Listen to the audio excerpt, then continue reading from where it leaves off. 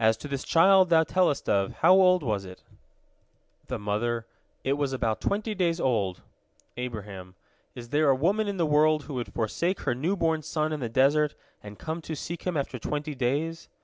The mother, Peradventure God will show himself a merciful God.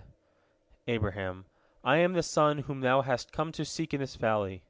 The mother, My son, how thou art grown, but 20 days old, and thou canst already walk and talk with thy mouth? Abraham, So it is, and thus, O my mother, it is made known unto thee that there is in the world a great, terrible, living, and ever existing God, who doth see, but who cannot be seen. He is in the heavens above, and the whole earth is full of his glory. The mother, My son, is there a God beside Nimrod? Abraham, Yes, mother, the God of the heavens and the God of the earth. He is also the God of Nimrod, son of Canaan. Go, therefore, and carry this message unto Nimrod. The mother of Abraham returned to the city and told her husband Terah how she had found their son. Terah, who was a prince and a magnate in the house of the king, betook himself to the royal palace and cast himself down before the king upon his face. It was the rule that one who prostrated himself before the king was not permitted to lift up his head until the king bade him lift it up. Nimrod gave permission to Terah to rise and state his request. Therefore Terah related all that had happened with his wife and his son. When Nimrod heard his tale, abject fear seized upon him, and he asked his counselors and princes what to do with the lad. They answered and said, Our king and our God, wherefore art thou in fear by reason of a little child? There are myriads upon myriads of princes in thy realm, rulers of thousands, rulers of hundreds, rulers of fifties, and rulers of tens, and overseers without number. Let the pettiest of the princes go and fetch the boy and put him in prison. But the king interposed, Have ye ever seen a baby of 20 days walking with his feet, speaking with his mouth, and proclaiming with his tongue that there is a God in heaven who is one, and none beside him, who sees and is not seen? All the assembled princes were horror-struck at these words. At this time Satan in human form appeared, clad in black silk garb, and he cast himself down before the king. Nimrod said, Raise thy head and state thy request. Satan asked the king, Why art thou terrified, and why are ye all in fear on account of a little lad? I will counsel thee what thou shalt do.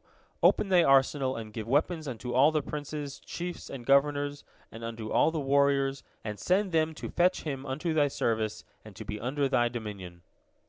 This advice given by Satan the king accepted and followed. He sent a great armed host to bring Abraham to him. When the boy saw the army approach him, he was sore afraid, and amid tears he implored God for help. In answer to his prayer, God sent the angel Gabriel to him, and he said, Be not afraid and disquieted, for God is with thee. He will rescue thee out of the hands of all thine adversaries. God commanded Gabriel to put thick, dark clouds between Abraham and his assailants. Dismayed by the heavy clouds, they fled, returning to Nimrod their king, and they said to him, Let us depart and leave this realm. And the king gave money unto all his princes and his servants, and together with the king they departed and journeyed to Babylon. Legends of the Jews, Volume 1, by Louis Ginsberg. Abraham's first appearance in public. Now Abraham, at the command of God, was ordered by the angel Gabriel to follow Nimrod to Babylon. He objected that he was in no wise equipped to undertake a campaign against the king, but Gabriel calmed him with the words, Thou needest no provision for the way, no horse to ride upon, no warriors to carry on war with Nimrod, no chariots, nor riders. Do thou but sit thyself upon my shoulder, and I shall bear thee to Babylon. Abraham did as he was bidden, and in the twinkling of an eye he found himself before the gates of the city of Babylon.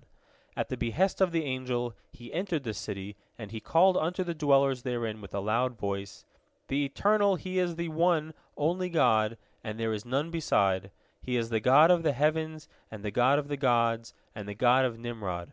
Acknowledge this as the truth, all ye men, women, and children. Acknowledge also that I am Abraham his servant, the trusted steward of his house. Abraham met his parents in Babylon, and also he saw the angel Gabriel, who bade him proclaim the true faith to his father and his mother. Therefore Abraham spake to them and said, Ye serve a man of your own kind, and you pay worship to an image of Nimrod. Know ye not that it has a mouth, but it speaks not, an eye, but it sees not, an ear, but it hears not, nor does it walk upon its feet, and there is no profit in it, either unto itself or unto others? When Terah heard these words, he persuaded Abraham to follow him into the house, where his son told him all that had happened, how in one day he had completed a 40 days' journey.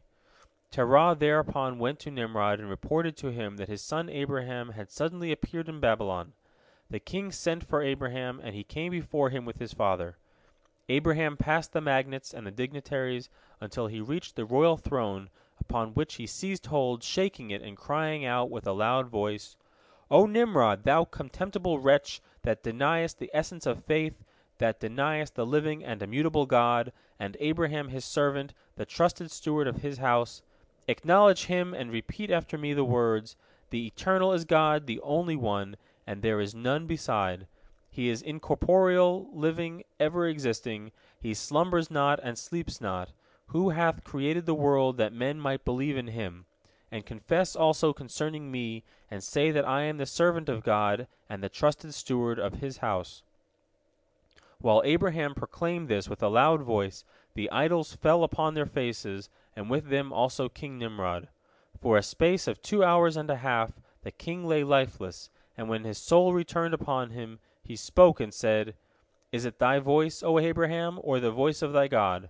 And Abraham answered and said, This voice is the voice of the least of all creatures called into existence by God. Thereupon Nimrod said, Verily the God of Abraham is a great and powerful God, the King of all kings. And he commanded Terah to take his son and remove him, and return again unto his own city, and father and son did as the king had ordered. End of chapter 5, part 1.